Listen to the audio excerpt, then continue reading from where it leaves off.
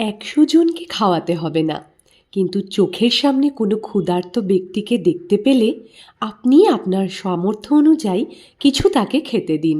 যেমন ফুল নাড়তে নাড়তে ঘ্রাণ বেরায়, চন্দন ঘষতে ঘষতে সুগন্ধি বের হয়, তেমনি ভগবত তত্ত্বের আলোচনা করতে করতে তত্ত্বজ্ঞানের উদয় হয়।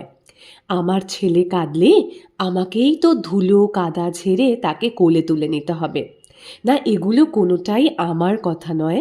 স্বয়ং মা সারদা দেবী আমাদেরকে এই কথাগুলো বলে গেছেন। আপাত দৃষ্টিতে সাধারণ এক গ্রাম্য মহিলা প্রথাগত শিক্ষা ছাড়া যেভাবে গভীর দর্শনের কথা নিজের বাণীর মাধ্যমে আমাদের জাগ্রত করে গেছেন, তা সত্যিই কিন্তু বিস্ময়কর। জয়রামবাটি, কামারপুকুর, বেলুড় মঠ শুধু এই ৩ জায়গায় নয়, বাংলার বহু জায়গাতেই সারদা মায়ের বিশেষ পুজো করা হয় এবং তার পছন্দের ভোগও নিবেদন করা হয়ে থাকে। পুজো অর্চনায় যিনি সর্বদা নিজেকে যুক্ত রাখতেন, তেমনি মানুষের দুঃখ কষ্টে ব্যাকুল হয়ে উঠতেন তিনি জাতি ধর্ম ভেদাভেদ কিছুই দেখতেন না। হিন্দু হোক বা মুসলিম, তিনি সকলকে খাওয়াতে ভালোবাসতেন। কামারপুকুরের অতি জনপ্রিয় মিষ্টি ছিল অড়হর ডালের ২.৫ প্যাচের জিলিপি ও সাদা বোঁদে, যা খেতে মা সারদা খুবই ভালোবাসতেন।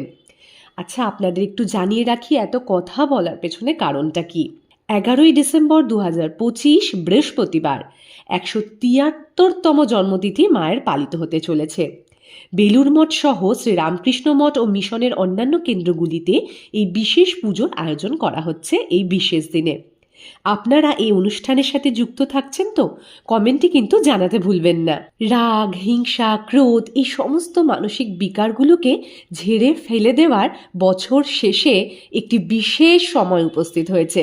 কারণ খুব তাড়াতাড়ি সারদা মায়ের বাণী নিয়ে আসছি, আপনাদের সাথে শেয়ার করব বলে আমাদের এই চ্যানেলের মাধ্যমে।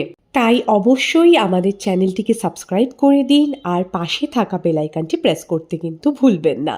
আর অবশ্যই বলবেন হর হর মহাদেব, ওম নমঃ শিবায়।